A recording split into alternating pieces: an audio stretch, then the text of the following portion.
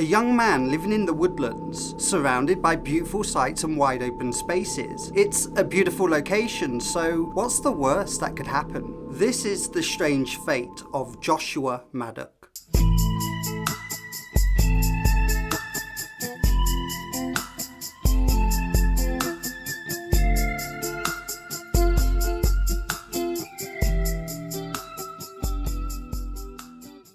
Good morning, good afternoon, and good evening, wherever you may be in the world right now. I'm Lloyd, and you're watching When Evil Follows.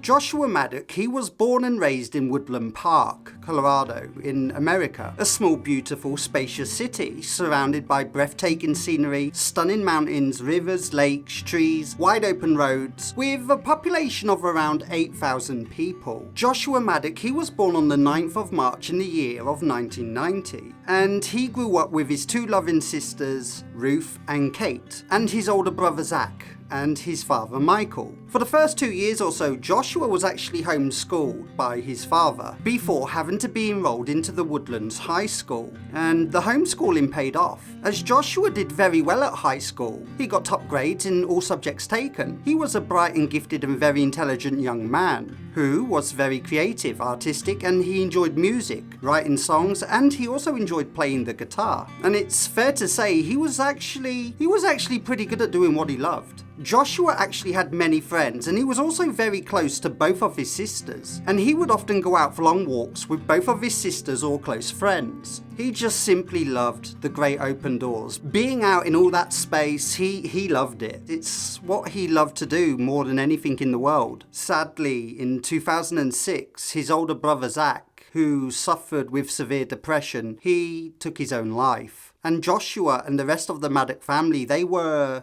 completely devastated. About 23 months later, almost 2 years on, and the date is now the 8th of May, and Joshua, he got dressed, had a wash, walked downstairs, he enjoyed his breakfast. After that, he told his sister Kate that he was going out for a long walk. And sadly, this would be the very last time she or anybody else would see Joshua alive. So we know Joshua loved being outside, the great outdoors, all that fresh air, amazing views, beautiful scenery, so it wasn't unusual for Josh to not be out exploring and making the most of his long walks. He would often go out by himself or with his friends, but as the days slowly passed, 1 day, 2 days, and then 3 days, it started to become more and more strange that Joshua wasn't coming home. So after the 5th day, almost a week of Joshua missing, Joshua's father rang the police and reported him missing. He told the police, "I got up in the morning and Josh wasn't there, and he just never came home. Nobody knew where he was. The next day he still didn't come home, so I called his friends. Nobody had seen him, and nobody knows where he is." As soon as the call was made, the police opened up a missing persons investigation case, as law forces began to search for Joshua. After 2 days, even the local community got involved in the search. For days and weeks. The weeks, they turned into months. They all searched the surrounding park area vigorously, looking in creeks, near rivers, in places where somebody could potentially get lost. And so, after looking high and low for months, and years even, Joshua was never found. Sometime later, Joshua's sister shared a post on her Facebook wall saying, "Since Joshua was 18, it has been responsible to assume he may have decided to leave town and start a new life. As one of his older sisters, I've always chosen to believe this was the case. I have expected Josh to return home to my father's house at any time, with a wife and children, so that they can meet their grandparents and their 2 aunts. Josh has always been known for his musical talents, so maybe we would find him playing music in a band on tour, or catch him writing successful novels under a pen name, so he could keep his preferred lifestyle and solitude in the woods." At the time of Joshua's disappearance, the police, they didn't have any suspects close to Josh, and the police didn't believe Josh was in any danger, simply because he did great in school and graduated with the best grades. He had many friends who loved him. He was the kind of person who could easily recognize trouble, and he was also very happy with his life. Around the time he disappeared, it's just strange. His father Michael retained the ownership of the family house, just in case whenever he should decide he wants to return home, the door is always open for him. But that day never came. Josh simply just never came home, and the case went cold, and so the police eventually closed the case.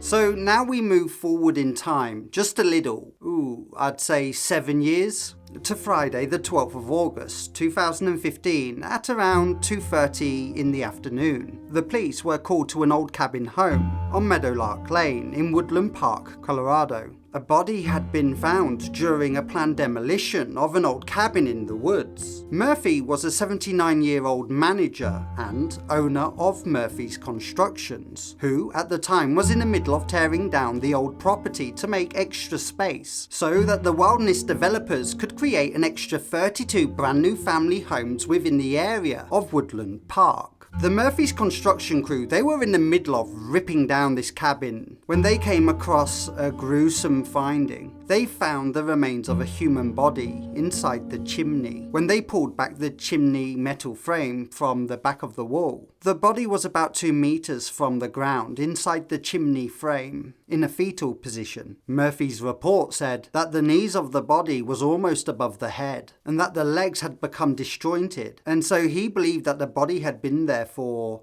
a really long time. He also said that both hands were covering the face and that the body was found wearing a red thermal t-shirt. This was reported to be the only clothing on the body, and that the body was naked from the hips down. So this is what we know about the history of the cabin. The cabin used to belong to the Murphy family and was bought by Chuck Murphy's parents. Before that, it used to be owned by Homestead of the Thunderhead Ranch. The Thunderhead Ranch was a place for illegal gambling, wild games, wild parties from back in the day. Years later, the cabin was officially bought by Murphy's parents, and the Murphy family lived in the cabin for almost 30 years. Then, after that, the cabin became a rental, until it became empty for at least the last 10 years. Now, the cabin would be only occasionally visited on the odd exception by Chuck Murphy for keeping storage, or to simply make sure that nobody had broken into the property and was living there unlawfully. Chuck Murphy said, "We really had no reason to go inside there except to tear the building down. The place was damp and smelt like hell. There was raccoon poop all over the place."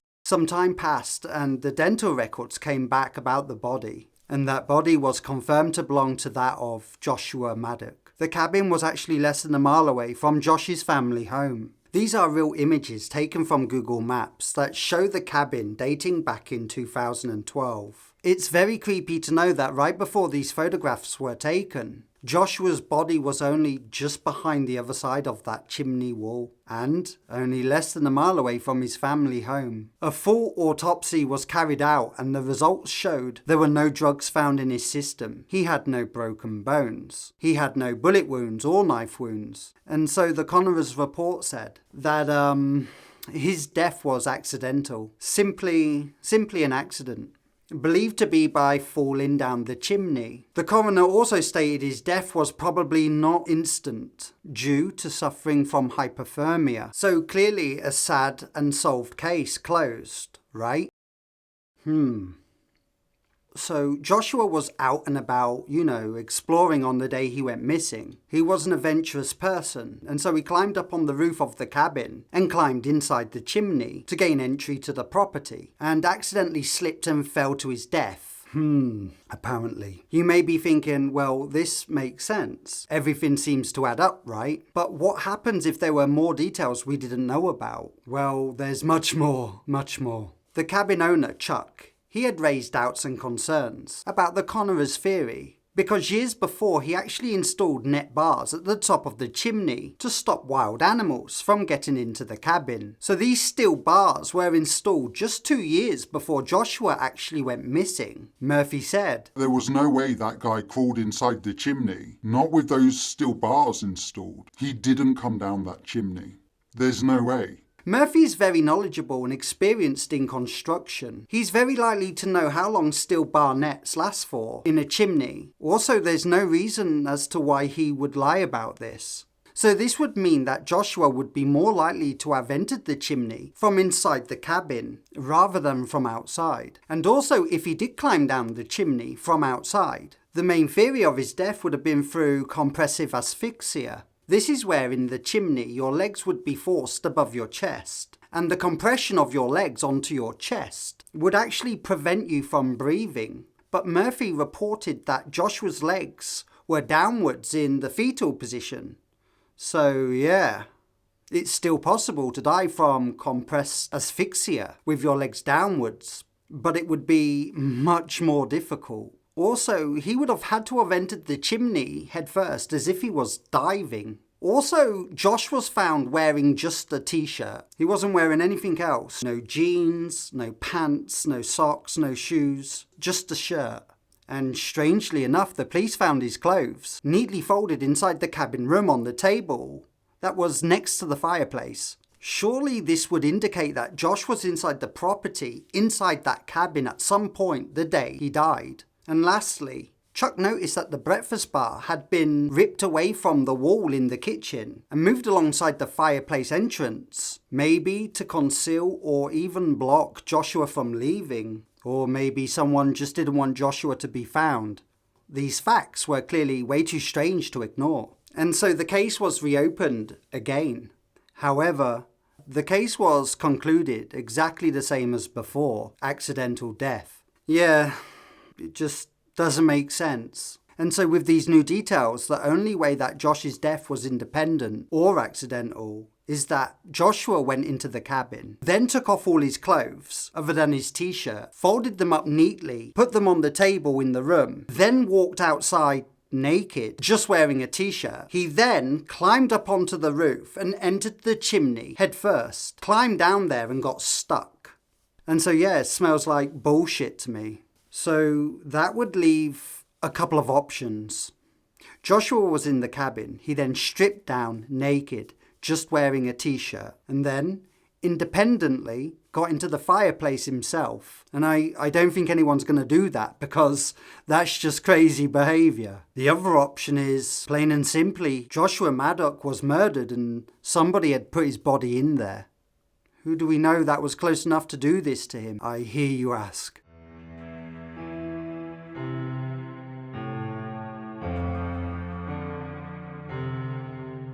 At the time of the investigation, the coroner said, several phone calls were made to both police and the coroner's office. These phone calls suggested leads and possible suspects that may have been involved in the killing of Joshua Maddux. One claim stated hearing a suspect saying, "I put Josh in a hole," and for some reason this tip-off simply went ignored. However, another one of those sources spoke out on Reddit just 2 years later. The source said, "I went to high school with a skinny dorky hippie named Andy who played the guitar in a band. I was never good friends with him or anything, but a year or so after I graduated, one of my good friends, Josh, he started hanging out with him and then went missing. I last heard Skinny Andy telling other friends, yeah, me and Josh, we've been spending a lot of time together. We're both planning on going on a road trip together to New Mexico."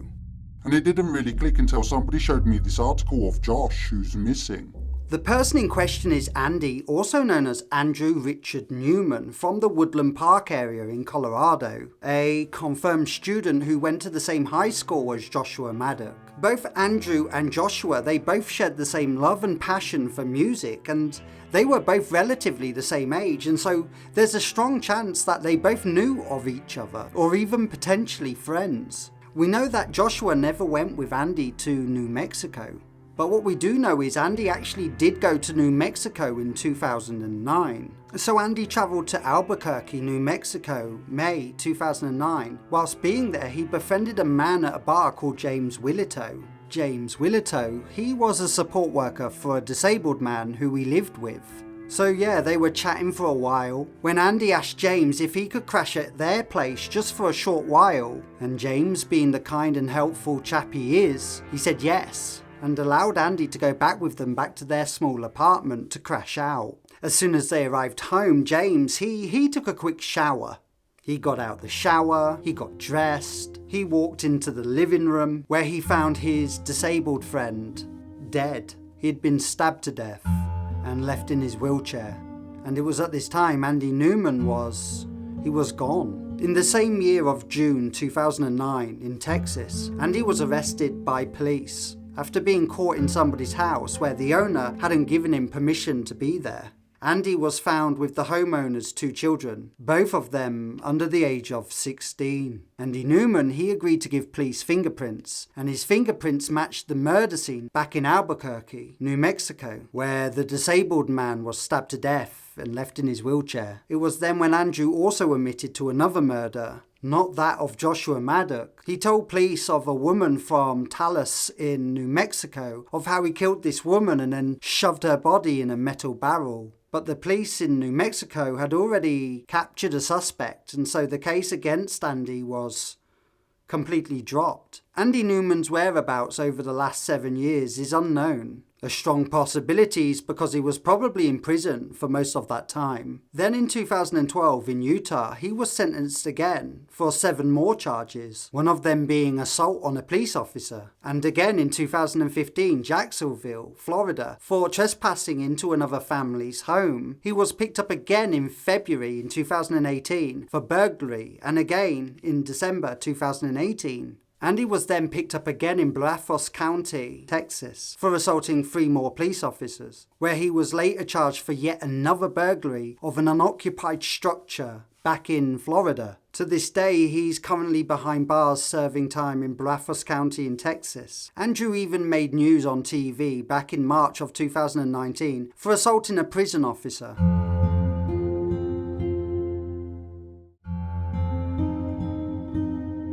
So this is what I think actually happened to Joshua Maddux. On the 8th of May, Joshua Maddux, he left his house. He told his family he was going out for a walk and that he would be back later on in the day. So it sounded like he definitely planned to return back home. Later on that day, either through force or voluntarily, he gained access into the cabin on Meadowlark Lane. And while he was inside the cabin, Joshua's fate was twisted into murder by another person. All tests confirm that there was no bullet holes, no knife marks, and no damage to the skin. However, what police couldn't rule out was asphyxiation. For an example, he could have died from being strangled, and because he had no clothes on could mean some sort of sexual activity, either voluntary or involuntary. Joshua's body was then stuffed into the chimney via the fireplace entrance, and then the breakfast bar was ripped from the wall in the kitchen and dragged along the floor and left in front of the fireplace to conceal the area, and even prevent people from looking in the chimney and discovering Josh's body. What we know for sure is Joshua went missing in 2008, just shortly after becoming friends with Andy Newman.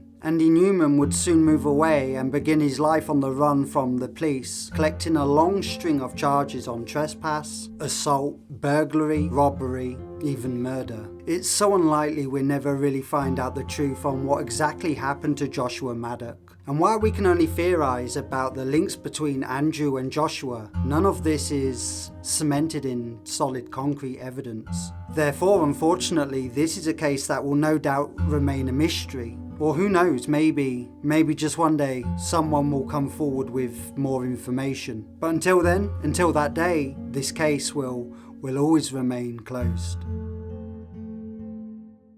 Hello there, and thank you for watching another episode of When Evil Follows. If you have enjoyed this video, then please do consider subscribing and hitting the like button for this video. Your support means everything to us. So what do you believe happened to Joshua Maddux? Do you think his death was an accident? Or do you think he was murdered? Do you think that the murderer was actually Andrew Newman? These questions are something that many people online are still talking about. Let me know your thoughts in the comments below. And, as always, stay safe, and I'll see you again the next time when evil follows. Bye.